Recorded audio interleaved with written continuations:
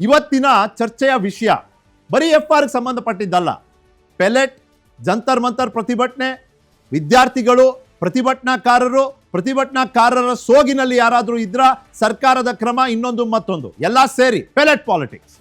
ಈ pellet politics ಅನ್ನೋದು ಎಲ್ಲಿಂದ ಶುರು ಆಯಿತು ಈಗಾಗಲೇ ಹೇಳಿದ್ದೀನಿ. ಆದರೆ ಇವತ್ತಿನ ದಿನ FIR ಆಗದೆ ಇರುವಂಥ ಸಂದರ್ಭದಲ್ಲಿ ರಾಹುಲ್ ಗಾಂಧಿ ಬಹಳ ಗಟ್ಟಿಯಾಗಿ ಸಾಹಿಲ್ ಪರ ನಿಂತು FIR ಮಾಡಿಸೇ ತೀರ್ತೀನಿ ಅಂದ್ರು. ಆ ಸಂದರ್ಭದಲ್ಲಿ ಮಾತನಾಡಿದಂಥ ಮಾತು, ಅದಕ್ಕೆ ಒಂದು ಪ್ರತಿಕ್ರಿಯೆಯಾಗಿ ಬಿಜೆಪಿ ರಾಹುಲ್ ಗಾಂಧಿ ಅವರ ನಿಲುವು, ನಡೆ, ನಿರ್ಧಾರದ ಬಗ್ಗೆ ಮಾತನಾಡಿದ್ರು. ಏನ್ ಹೇಳಿದ್ದಾರೆ ಕೇಳ್ಕೊಂಡು ಬರೋಣ. पैलेट गन का प्रयोग हुआ, उसका सबूत क्या है? सबूत ये है, देखिए ये है पैलेट्स, देख लीजिए इनको अच्छी तरह देख लीजिए, ये देखिए ये है पैलेट्स। ये कहां से आए? ये इनके शरीर से आए, दिखाओ। ये इनके यहाँ लगे छर्रे, 200 छर्रे इनके शरीर के अंदर है, 3 छर्रे इनके आंख में है। वो फाइल दिखाओ।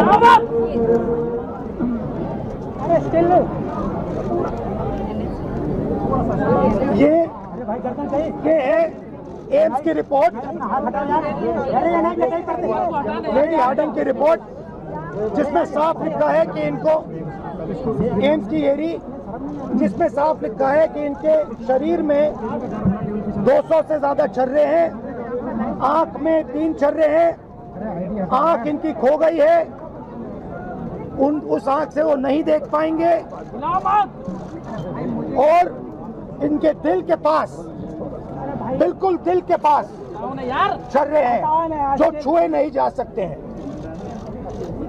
दिल्ली पुलिस ने कहा कि हमने छर्रे नहीं चलाए।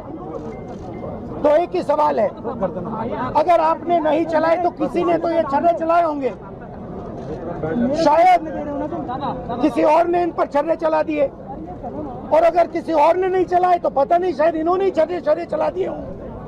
मगर क्राइम तो हुआ है, क्योंकि इनके शरीर में छर्रे हैं। हम सिर्फ ये कह रहे हैं कि FIR दर्ज कीजिए, FIR दर्ज कीजिए। हिंदुस्तान का एक युवा है, उनकी मम्मी यहाँ पे ज्योति खड़ी है, उनके पिता दीपक हैं, साहिल है ये, और हम सिर्फ ये कह रहे हैं कि प्लीज FIR दर्ज कीजिए। ये बहुत दुर्भाग्य की बात है कि राहुल गांधी विपक्ष के नेता हैं और अब सिर्फ लोकतांत्रिक राजनीति नहीं, अराजकता की राजनीति करते हैं।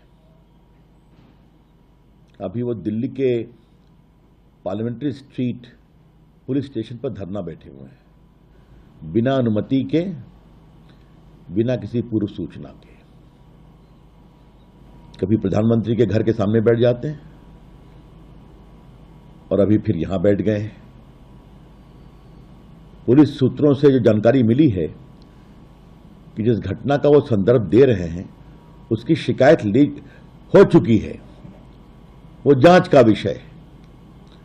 और सबसे बड़ी बात यह है कि जो लोग पीड़ित थे वो सुप्रीम कोर्ट गए और सुप्रीम कोर्ट ने स्वयं एक हाई पावर्ड कमेटी बनाई है, जिसकी अध्यक्षता एक रिटायर्ड सुप्रीम कोर्ट के जज कर रहे हैं। उसमें 2 जज और हैं, एक CBI के पूर्व डायरेक्टर हैं और एक और बड़े अधिकारी हैं। तो इतनी हाई पावर्ड कमेटी में यह भी जांच का विषय होगा कि गोली चली या नहीं चली। तो ये क्या मतलब है इसका?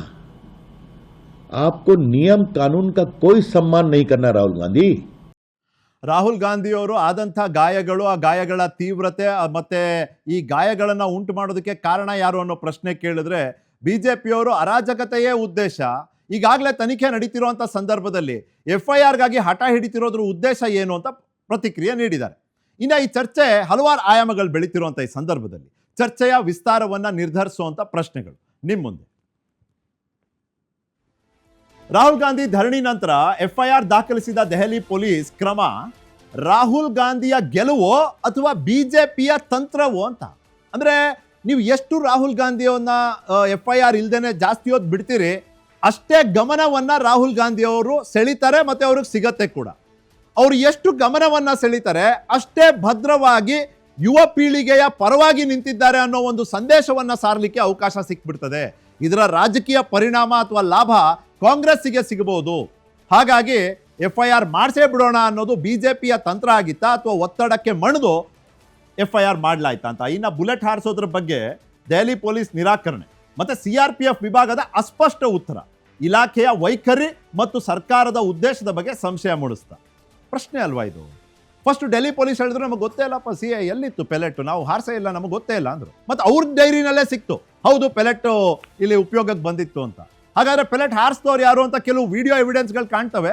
ಅದರಲ್ಲಿ ರೆಗ್ಯುಲರ್ ಡೆಲ್ಲಿ ಪೊಲೀಸ್ ಯೂನಿಫಾರ್ಮ್ ಇರಲಿಲ್ಲ. ಹಾಗಾದ್ರೆ ಅವ್ರು CRPF ಅವರು ಅಂತ ಕೇಳಿದ್ರೆ CRPF ಅವ್ರು ಹೇಳ್ತಾರೆ ನಾವು ಇಂಟರ್ನಲ್ ರಿವ್ಯೂ ಮಾಡ್ತಿದೀವಿ, ಆದ್ರೆ ನಾವು ಹಾರಿಸಿದೀವೋ ಇಲ್ವೋ ನಮಗೂ ಗೊತ್ತಿಲ್ಲ ಅಂತ. ಒಟ್ಟಿನಲ್ಲಿ ಹಾರಿಸಿದ್ರ ಇಲ್ವಾ ಅನ್ನೋದು ಒಂದು ಪ್ರಶ್ನೆ, ಆದ್ರೆ ಹಾರಿಸಿದವ್ರು ಯಾರು ಅನ್ನೋದು ಇನ್ನೊಂದು. ಅಷ್ಟಕ್ಕೂ ಸೇರ್ತಾ ಇರೋ ಜನರನ್ನ ನಿಯಂತ್ರಿಸೋಕೆ ಪ್ರಾಣಾಪಾಯ ಮಾಡದ ಶಸ್ತ್ರಾಸ್ತ್ರವನ್ನ ಬಳಸೋದು ಕಾನೂನಾತ್ಮಕವಾಗಿ ಸರಿನಾ? ಇದಾಗಿಲ್ವಾ? ಬೇರೆ ಎಲ್ಲೂ ಆಗ್ಲೇ ಇಲ್ವಾ? ಬರೀ ಪೆಲೆಟ್ ಗನ್ನೇ ಆಗ್ಬೇಕಾಗಿಲ್ಲ, ಲಾಠಿ ಚಾರ್ಜು ಕೂಡ ಇದೇ ರೀತಿಯಲ್ಲಿ ಅಥವಾ ಇದೇ ಒಂದು ಶ್ರೇಣಿಯಲ್ಲಿ ನಾವು ಪರಿಗಣಿಸ್ಬೇಕಾ? ಅದಕ್ಕೊಂದು ಉದಾಹರಣೆನೂ ಇದೆ, ದೂರ ಅಲ್ಲ, ಕರ್ನಾಟಕದ್ದೇ ಇದೆ. ಇನ್ನು ಭದ್ರತಾ ಸಿಬ್ಬಂದಿಗಾದಾಗ ನೋವು, ಆ ಗಾಯಗಳು ತಾವು ಅನುಸರಿಸಿದ ಕ್ರಮವನ್ನು ಸಮರ್ಥಿಸ್ಕೊಳ್ಳೋದಕ್ಕೆ ಸಹಕಾರಿಯಾಗ್ಬೋದಾ ಅಂತ.